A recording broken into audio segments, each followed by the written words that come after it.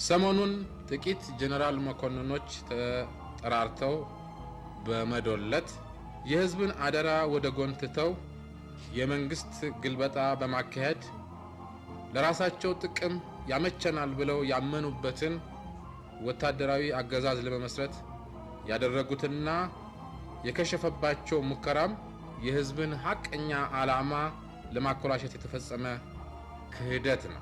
ወቅቱ ግንቦት 8 ቀን 1981 ዓመተ ምህረት ነበር። ቀኑም ማክሰኞ ነው።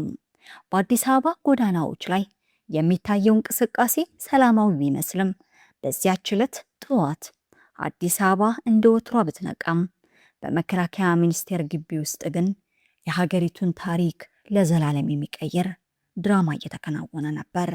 ሰላምታን አልዘነጋንም። ውድ የታሪክ ቅምሻ ቤተሰቦች ለዛሬ መሳጭ ሀገርኛ ታሪክ ይዘንላችሁ ቀርበናል። ላይክ፣ ሼር እና ሳብስክራይብ በማድረግ አብሮነታችሁ አይለየን እያልን ወደ ታሪካችን እንመለሳለን። ይህ የታሪክ ምዕራፍ የመጨረሻው መጀመሪያ ተብሎ ሊጠራ ይችላል። ምክንያቱም የደርግ መንግስት የመጨረሻ የጥፋት ጉዞ የተፋጠነውና የኢትዮጵያ ጦር ሰራዊት አከርካሪው የተሰበረው በዚሁ የከሸፈ መፈንቅለ መንግስት ሳቢያ ነውና በሀገሪቱ ሰማይ ላይ ጥቁር ደመና እያንዣበበ ነበር። የኢትዮጵያ ሕዝብ በሰሜኑ የሀገሪቱ ክፍል በሚካሄደው ደም አፋሳሽ ጦርነት ተዳክሟል። ኢኮኖሚው ተንገዳግዷል። በየቤቱ የለቅሶ ድምፅ ያልጠፋበት አሳዛኝ ወቅት ነበር። ይሁን እንጂ የሀገሪቱ መሪ ፕሬዝዳንት መንግስቱ ኃይለማርያም ለይፋዊ የሥራ ጉብኝት ወደ ምስራቅ ጀርመን ለማቅናት ወደ አውሮፕላን ማረፊያ ሲያመሩ ያ ቀን የደርግ መንግስት የመጨረሻው መጀመሪያ ይሆናል ብሎ የገመተም ጥቂት ነበር። ፕሬዝዳንት መንግስቱ ኃይለማርያም ለይፋዊ የሥራ ጉብኝት ወደ ምስራቅ ጀርመን ለማቅናት ቦሌ ዓለም አቀፍ አውሮፕላን ማረፊያ ሲደርሱም በክብር ዘበኛውና በከፍተኛ መኮንኖች ታጅበው ነበር። ፕሬዝዳንቱ አውሮፕላን ውስጥ ገብተው መንቀሳቀስ ሲጀምሩ ግን ሽኝት ሊያደርጉ የመጡት አንዳንድ ከፍተኛ ጀነራሎች አይን ለአይን ይጠቃቀሱ እንደነበር ይነገራል። በአዲስ አበባ ከተማ እምብርት በሚገኘው የመከላከያ ሚኒስቴር መስሪያ ቤት ውስጥ ያልተለመደም እንቅስቃሴም ተጀመረም። ለወራት ምናልባትም ለዓመታት በሚስጥር ሲታቀድ የነበረው መፈንቅለ መንግስቱም ይፋ ሆነም። ይህ ሙከራ ከቀደምቱ የመፈንቅለ መንግስት ሙከራዎች የሚለየው በታችኛ መኮንኖች የተጠነሰሰ ሳይሆን የሀገሪቱ የጦር ኃይል የጀርባ አጥንት በሆኑት በጦር ሜዳ ውሏቸው በሚከበሩትና በፕሬዝዳንቱ የቅርብ ሰዎች በሚመሩ ጀነራሎች የተመራ መሆኑ ነበር። ሴራው የተጠነሰሰው በከፍተኛ ጥንቃቄ ነበር። በወቅቱ የሀገሪቱ ጠቅላይ ኢታማዦር ሹም የነበሩት ሜጀር ጀነራል መርዕድ ንጉሴን የአየር ኃይል አዛዡ ሜጀር ጀነራል አማሃ ደስታና የቀድሞ የአየር ኃይል አዛዡ በሰዓቱ የኢንዱስትሪ ሚኒስትር የነበሩት ሜጀር ጀነራል ፋንታ በላይና የሁለተኛው የአብዮታዊ ሰራዊት አዛዥ ሜጀር ጀነራል ደምሴ ብልቶን ጨምሮ የዚህ እንቅስቃሴ ዋና መሐንዲሶች ነበሩ። እነዚህ መኮንኖች በወቅቱ በኢትዮጵያ ሰሜናዊ ክፍል እየተካሄደ የነበረው ጦርነትና የሰው ሕይወት እልቂት አብቅቶ ሀገሪቱ ወደ ሰላማዊ ድርድር እንድትገባ ጽኑ ፍላጎት ነበራቸው። በዚያች ጠዋት በመከላከያ ሚኒስቴር መሰብሰቢያ አዳራሽ ውስጥ ከፍተኛ መኮንኖች ስብሰባ አለ ተብለው እንዲሰበሰቡ ተደረገ። ነገር ግን ስብሰባው የመደበኛ ስራ ግምገማ ሳይሆን የ15 ዓመቱን የደርግ አገዛዝ ለመገርሰስ የተቆረጠ ወታደራዊ ውሳኔ ነበር። መንግስቱም ከስልጣን ወርዷል፣ ሰራዊቱ ስልጣኑን ተረክቧል የሚል መግለጫ ለማውጣት ጥቂት ደቂቃዎች ብቻ ቀርተዋል። ሆኖም ግን ይህ የመጨረሻው መጀመሪያ የሆነው ክስተት ገና ሳይጀመር በጥርጣሬና በክህደት ደመና ተከበበን። መከላከያ ሚኒስቴር ቅጥር ግቢ ውስጥ በሜጀር ጀነራል መርዕድ ንጉሴ ሰብሳቢነት ስብሰባው ተጀመረ። ነገር ግን ተሰብሳቢዎቹ በአንድ ጉዳይ ላይ አልተስማሙም። ያልተስማሙበት ጉዳይም አንደኛው ቡድን ፕሬዝዳንት መንግስቱ የተሳፈሩበት አውሮፕላን በጦር ጄት ይመታና ይገደሉ የሚል ሲሆን፣ ሁለተኛው ቡድን ደግሞ ከሚገደሉ አውሮፕላኑ በግድ አስመራ እንዲያርፍ ተደርጎ በቁጥጥር ስር ይዋሉ ሲሆን፣ ሶስተኛ ቡድን ደግሞ አውሮፕላኑ ውስጥ ብዙ ሰላማዊ ሰዎች አሉ፣ ለአንድ ሰው ብለንም ሁሉንም አብረን መግደል የለብንም ብለው ሐሳብ ያቀርባሉ። ሶስቱ ቡድኖችም ይከራከራሉ። ጀነራሎቹ በዚህ ጉዳይ ላይ የተወያዩ ሳይስማሙ ጊዜ በመፍጀታቸው ፕሬዝዳንት መንግስቱን የያዘው አውሮፕላን የኢትዮጵያን አየር ክልል ለቆ ይወጣል። መፈንቅለ መንግስት ሲደረግ የቲቪ የሬዲዮ ጣቢያዎችንና ትልልቅ የመንግስት ቢሮዎችን መያዝ አለባቸውና በእቅዳቸው መሰረትም ለዚህ ጉዳይ ተብሎ ከአስመራ በአንቶኖቭና በሄሊኮፕተር የአየር ወለድ ኮማንዶዎች ተጭነው እንዲመጡ ይደረጋል። በዛውም ታዲያ ኤርትራ ላለው ትልቁ ሁለተኛው አብዮታዊ ሰራዊት ከማዕከል መልእክት ተላከ። የተላከው መልእክት በእቅዱ መሰረት ፕሬዝዳንት መንግስቱ ተገድለዋል፣ ከስልጣንም ወርደዋል የሚል ነበር። ይህንን ተከትሎ ኤርትራ ውስጥ በሬዲዮ ዜና ህዝቡ እንዲሰማ ተነግሮ መፈንቅለ መንግስቱ በኤርትራ ክፍለ ሀገር ላይም ይደረጋል። በዚህ ወቅት ነበር የአየር ወለድ ወታደሮች ለድጋፍ ወደ አዲስ አበባ በአንቶኖቭ እንዲላኩ የተደረገው። እዚህ ጋር አንድ ትልቅ ችግር ይፈጠራል። ይህ ችግርም ነበር መፈንቅለ መንግስቱ እንዲከሽፍ ትልቅ ሚናን የተጫወተው። ይህ ኦፕሬሽን ማለትም ከኤርትራ የሚመጣውን የአየር ወለድ ኮማንዶ ማስተባበርና አጠቃላይ ቁልፍ ቦታዎችን የመቆጣጠር ኦፕሬሽንን የማስተባበር ስራ የሚሰሩት ሜጀር ጀነራል አበራ አበበ ናቸው። ጀነራሉ እዛው መከላከያ ግቢ ውስጥ ሆነው ነበር የግል ጸብ ከነበራቸው ከመከላከያ ሚኒስትሩ ሜጀር ጀነራል ኃይለ ጊዮርጊስ ጋር የተገናኙት። በኃይለ ቃልም አንድ ሁለት ተባብለው መጨረሻ ላይ ጀነራል አበራ አበበ መከላከያ ሚኒስትሩን በሽጉጥ ተኩሰው ገደሏቸው። እዚህ ላይ መረዳት ያለብን ነገር ሟች መከላከያ ሚኒስትሩም ሜጀር ጀነራል ኃይለ ጊዮርጊስ ከፍተኛ የሀገሪቱ መኮንኖች መከላከያ ሚኒስትር ቅጥር ግቢ ውስጥ ስብሰባ እያደረጉ ነው የሚል መረጃ ስለደረሳቸውና እኔ የማላቀው ስብሰባ ምንድን ነው ብለው ለማጣራት መከላከያ ሚኒስትር ቅጥር ግቢ ውስጥ ሲገቡ ነበር ከሜጀር ጀነራል አበራ አበበ ጋር ፊት ለፊት የተገናኙት። በዚህም በሁለቱ መካከል አለመግባባት ተፈጥሮ ህይወታቸው ሊያልፍ ቻለ። ሜጀር ጀነራል አበራ አበበ ሜጀር ጀነራል ኃይለ ጊዮርጊስን ከገደሏቸው በኋላ ከፍተኛ መኮንኖች ወደ ተሰበሰቡበት ቢሮ ይመለሳሉ። ሲመለሱ ግን ቢሮው ባዶ ሆኖ ይጠብቃቸዋል። በዚህም ይደናገጣሉ። እንዲህ የሚል ሐሳብም አእምሯቸው ላይ ይመጣል። ሰውየው ማለትም ሟች ሜጀር ጀነራል ኃይለ ጊዮርጊስ የመጡት እኛን ተሰብሳቢዎች ለማሳሰር የሰራዊት ኃይል ይዘው ነው የሚል ድምዳሜ ላይ ደረሱም። በዚህ ምክንያት የተሳሳተ ውሳኔ ይወስናሉ። ሜጀር ጀነራሉ በመደናገጥ በአጥር ዘለው ይጠፋሉ። እውነታው ግን ከረፋዱ ጀምረው ስብሰባ ላይ የነበሩት ዋናዎቹም ተሰብሳቢ ጀነራሎች ቢሮ ስለጠበባቸው ሰፊ ቢሮ ፈልገው ወደ ሌላ ቢሮ ስብሰባውን ቀይረውት ነበር። በተመሳሳይ ሰዓት ደግሞ የፕሬዝዳንት መንግስቱ ኃይለ ማርያም ታማኝ ባለስልጣኖች በሻምበል መንግስቱ ገመቹ አስተባባሪነት የቤተ መንግስት ልዩ ጥበቃ ብርጌድ መፈንቅለ መንግስቱን እንዲያከሽ ትዕዛዝ ይሰጠውና ከቤተ መንግስት ታንክና ብረት ለበስ ተሽከርካሪ ይዞ በመውጣት መፈንቅለ መንግስት እየተሸረበበት ነው የተባለውን ቦታ መከላከያ ሚኒስቴር ግቢ ዙሪያውን ይከባል። ጀነራሎቹን እጃቸውን በሰላም እንዲሰጡ በድምፅ ማጉያ ተደጋግሞ መጠየቅ ይጀምራል። በተመሳሳይ ሰዓት ከአስመራም በጀነራል ቆምላቸው ደጀኔ መሪነት የመጣው ጦርና ከጦር ላይ የመጡ በልዩ ሁኔታ በሰሜን ኮሪያ የሰለጠኑ ስፓርታ የሚባሉ ልዩ ኮማንዶ ውስጥ 150 የሚሆኑ ምርጥ ምልምሎችን በወታደራዊ ሄሊኮፕተር ወደ አዲስ አበባ ይህንን ተልእኮ እንዲያግዙ ተልከው ነበር።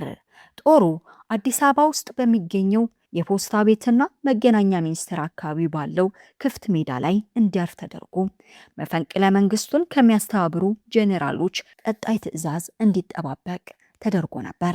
በጦር ኃይሎቹ ግቢ ውስጥ ሆኖ ትዕዛዝ የሚሰጡትን ጄኔራል አበበ አበራን በስልክ ለማግኘት ቢሞከርም ጄኔራሉ በመጥፋታቸው ሊያገኟቸው አልቻለም። በዚህም የተነሳ ትዕዛዝ የሚሰጠው ሰው ባለመኖሩ በቀላሉ በነሻምብል ገመቹ ተይዞ ወደ መስመር እንዲገባ ይደረጋል። ይሄ ከአስመራ የመጣው ጦርና ከጦር ላይ የመጡት ምርጥ ኮማንዶዎችን ማለት ነው። ከዚህ በኋላ ግን ነገሮች ጥሩ አልነበሩም።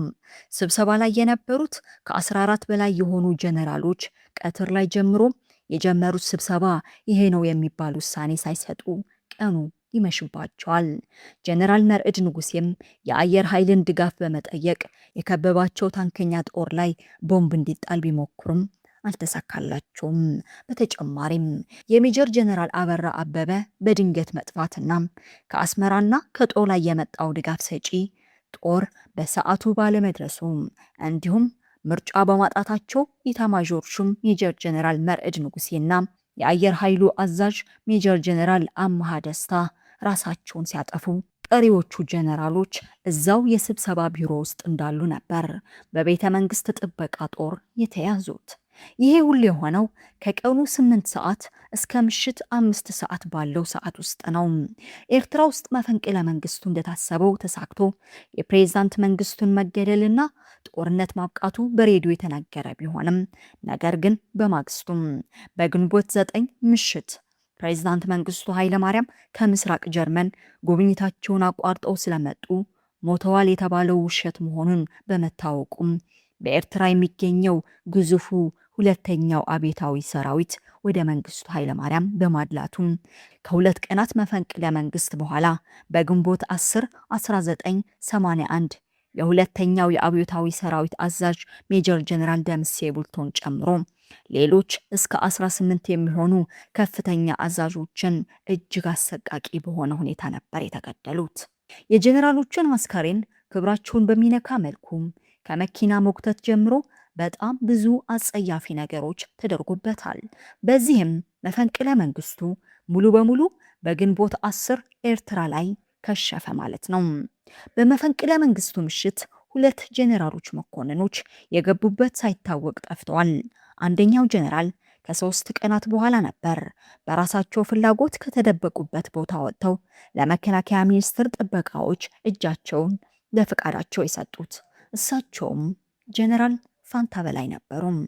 እኚህ ጀነራል የቀድሞ የኢፌድሪ አየር ኃይል ዋና አዛዥ፣ በወቅቱ ደግሞ የኢንዱስትሪ ሚኒስተር ነበሩ። በወቅቱ ጀነራል ፋንታ በላይ ለ3 ቀናት ያህል በኮንቴነር ውስጥ ተደብቀው መቆየታቸውን ገልጸዋል። ጀነራሉ ለ3 ቀናት ያለ ምግብና ያለ ውሃ እዛ ኮንቴነር ውስጥ መቆየታቸው ያስደነቀው የአዲስ አበባ ሕዝብ በወቅቱ እንዲህ የሚል ግጥም ገጥሞላቸውም ነበር። ፔፕሲ ኮካ ኮላው ከከተማው ጠፍቶ ፋንታ ተገኛሉ በኮንቴነር ሞልቶ ብሎ ነበር የገጠመላቸው። ይህ ከሆነ ከ10 ቀናት በኋላ ግን መፈንቅለ መንግስቱን ኦፕሬሽን መምራት ሲገባቸው መከላከያ ሚኒስትሩን ገድለው የጠፉት ጀነራል አበራ አበበ የነበሩበት ቦታ በውስጥ ተደረሰበትና አዳኝ ጦር ተላከባቸው። ጀነራሉ በጦር እንደተከበቡ ሲያውቁም ጣራ ለጣራ እየሮጡ ለማምለጥ ሞከሩም። ነገር ግን ማምለጥ አልቻሉም። ሰፈሩን ዙሪያ ከቦ ያጠረው አዳኝ ጦርም የጀነራሉን ማምለጥ እድል እንዳይሳካ አደረገው። በጥይትም ተመቱ። ጀነራሉ ልክ እንደ ጓደኞቻቸው ሁሉ እሳቸውም ወደቁ። ሜጀር ጀነራል አበበ አበራ የወቅቱ የሀገር መከላከያ ሚኒስትር የዘመቻ መምሪያ ኃላፊ ነበሩ። በመፈንቅለ መንግስቱ ጦር ከተያዙት ጀነራሎች መካከል ነገሩን ከውጥኑ ጀምሮ የሚያውቁት ጀነራል ፋንታ በላይ ብቻ ነበሩ። ይሁንና ምርመራ ሲደረግባቸው አጠቃላይ የሆኑ ነገሮችን ከመናገር ውጪ ዝርዝር ጉዳዮችን ከመናገር ተቆጥበው ነበር። ጀነራል ፋንታ በላይ የተናገሩት አንድ ትልቅ ሚስጥር ቢኖር የደህንነት ሚኒስትሩ ኮሎኔል ተስፋዬ ወልደ ስላሴን ከሃዲነት ነበር። በተለይ በማዕከላዊ ምርመራ ቢሮ ላነጋገሯቸው ኦፊሶች ሚኒስትሩ ከእናንተ ጋር ነኝ ብሎኝ ነበር፣ ነገር ግን እኛም አምነነው በእርምጃችን ቀጠልንበት፣ በኋላ ላይ ግን ከዳን በማለት ስለ ሁኔታው ገልጸዋል። የደህንነት ሚኒስትሩ ይህንን ሲሰሙ እጅግ በጣም ከመደንገጣቸው የተነሳ መናገር ሁሉ አቅቷቸው እንደነበር በወቅቱ በቦታው ላይ የነበሩት መርማሪዎች አረጋግጠዋል። በመሆኑም የደህንነት ሚኒስትሩ በኮሎኔል መንግስቱ ኃይለማርያም ሳይቀደሙ ነገሮችን ለማስተካከል ተነሱ። ጀነራል ፋንታ ከ2 ወራት የእስር ቆይታ በኋላ ከነ ሚስጥራቸው በወህኒ ቤት ውስጥ ተገደሉ። ሐምሌ 1981 ላይ የኢትዮጵያ ሬዲዮ ብሔራዊ አገልግሎት እንዲህ የሚል ዜና አስተላለፈ። በግንቦት 8 1981 ዓ.ም የተካሄደው የከሸፈውን መፈንቅለ መንግስት ሙከራ ያቀናበሩት ከሃዲ ጀነራል ፋንታ በላይ ጠባቂያቸውን በካራቴ መተው ለማምለጥ ሲሞክሩ በሌሎች ዘቦች ተገደሉ ሲል ዘገበም። በአዲስ አበባ እጅ የሰጡት ጀነራሎች ወደ ጦር ፍርድ ቤት ቀርበው በሌተናንት ጀነራል ተስፋዬ ገብረ ኪዳን ዳኝነት ለአንድ ዓመት ያህል ከተከራከሩ በኋላ መፈንቅለ መንግስቱ በተካሄደ በዓመቱ በግንቦት 13 1982 ዓ.ም በድንገት ለውሳኔ ተጠሩ። ወታደራዊ ፍርድ ቤት መሃል ዳኛው ጀነራል አስራት ብሩ በብጣሽ ወረቀት የተጻፈችና ከኮሎኔል መንግስቱ ኃይለማርያም እንደተላከች በምትገመት አንዲት ወረቀት እንባ እየተናነቃቸው ፍርዱን አነበቡት። 12 ጀነራሎች ላይ ሞት ተፈረደ። ፍርደኞችም እንዲህ እያሉ መጮህ ጀመሩ። ቤተሰቦቻችንን ሳንሰናበት አትግደሉን። ፈላጭ ቆራጭ አገዛዝ እድሜው አጭር ነው። ልጆቻችንን አደራ። ጀነራሎቹ እየተማጸኑ ያን ምሽት እንዲረሸኑ ተደረገ። በዚህ መፈንቅለ መንግስት ኢትዮጵያ በጦር ሜዳ የተፈተኑና ለዓመታት በተለያዩ ሀገራት ተምረው የመጡ እስከ 43 የሚገመቱ ከፍተኛ ጀነራሎችና ሲኒየር ወታደራዊ አመራሮችን በሞት አጥታለች። በሚደንቅ መልኩ በዚህ መፈንቅለ መንግስት ወቅት ከነዛ ሁሉ ጀነራሎች መሃል በህይወት የተረፉትና በህይወት ያመለጡ አንድ ጀነራል ነበሩ። እሳቸውም ሜጀር ጀነራል ቁምላቸው ደጀኔ ናቸው። እኚህ ጀነራል ከአስመራ በአውሮፕላን ለድጋፍ የመጣው ሰራዊት የሚመሩ ሰው ነበሩ። በዕለቱ የጀነራሉ አበራ አበበ መጥፋትና የጀነራሎቹ ቤተ መንግስት ጥበቃ ጦር መክበባቸውን ሲሰሙ ተጨማሪ ኃይልም በደህንነት ሚኒስትሩ ወደ ከተማ መምጣቱን ተከትሎ በከተማዋ ላይ ውድመትና በነዋሪዎች ላይ ተጨማሪ አደጋ ላለመፍጠር በሚል ነበር ከአስመራ የመጣውን የአየር ወለድ ኮማንዶ ጦር ኃይሎች ግቢ እንዲገባ በማድረግ ከረዳቶቻቸው ጋር ነበር የጠፉት። በኋላም በጉራጌ አካባቢ ተደብቀው እንደነበርና በወቅቱ የአሜሪካው ኮንግረስ ሚኪ ሊለን በአውሮፕላን አደጋ ጋምቤላ አካባቢ ሲሞት የእሱን አስከሬን ፍለጋ በመጡት የአሜሪካ አየር ኃይል አባላት እርዳታ በሲአይኤ አስተባባሪነት ከኢትዮጵያ ወጥተው በኋላም አሜሪካ ገብተው ቪኦኤ አማርኛ ላይ ቃለ ምልልስ አደረጉም። እኚህ ጀነራል ከሀገራቸው በስደት ከወጡ በኋላ ከ14 ዓመታት በኋላ ነበር በ1995 ዓ.ም በአሜሪካን ሀገር ህይወታቸው ያለፈው። ይህ መፈንቅለ መንግስት ቢካሽፍም የደርግ መንግስት ግን በድል አድራጊነት አልቀጠለም። ይልቁንም የመሪዎቹ መጥፋትና የሰራዊቱ መከፋፈል ለህወሓትና ሻዕቢያ ታጣቂዎች ትልቅ ወታደራዊ እድል ፈጠረላቸው። ከግንቦት 1981 በኋላ ደርግ አንድም ወሳኝ የሆነ ወታደራዊ ድል ማስመዝገብ አልቻለም። የጀነራሎቹ ግድያ በሀገሪቱ ላይ የፈጠረው ወታደራዊ ክፍተት የማይደፈን ሆኖ በመቆየቱ በሁለት ዓመታት ውስጥ በ1983 ዓ.ም የደርግ መንግስት ሙሉ በሙሉ ከስልጣን እንዲወገድ አድርጓል። ዛሬ ወደ ኋላ ተመልሰን ያንን የታሪክ ምዕራፍ ስንመለከት የ1981 መፈንቅለ መንግስት ሙከራ በኢትዮጵያ ዘመናዊ ታሪክ ውስጥ ትልቅ መስቀለኛ መንገድ ነበር። ጀነራሎቹ ያቀዱት የሰላም መንገድ ቢሳካ ኖሮ ሀገሪቱ ምን አይነት መልክ ይኖራት ነበር የሚለው ጥያቄ ዛሬም የብዙዎች መከራከሪያ ነጥብ ነው። ያም ሆነ ይህ ያ ቀን በኢትዮጵያ ወታደራዊ ታሪክ ውስጥ በብዙ ደም የተጻፈ የብዙዎችን ህይወት የቀጠፈና የደርግን የ17 ዓመታት ስልጣን ወደ ማብቂያው ያመጣ አብይ ክስተት ሆኖ ኖሯል። ተመልካቾቻችን ስለ 1981 መፈንቅለ መንግስት የነበረን የታሪክ ቅምሻ በዚሁ ይጠናቀቃል። ቻናላችንን ሳብስክራይብ በማድረግ የቤተሰባችን አባል እንድትሆኑ በትህትና እየጠየቅን ቀጣይ በሌላ ታሪክ እስክንገናኝ ቸር ያቆየን።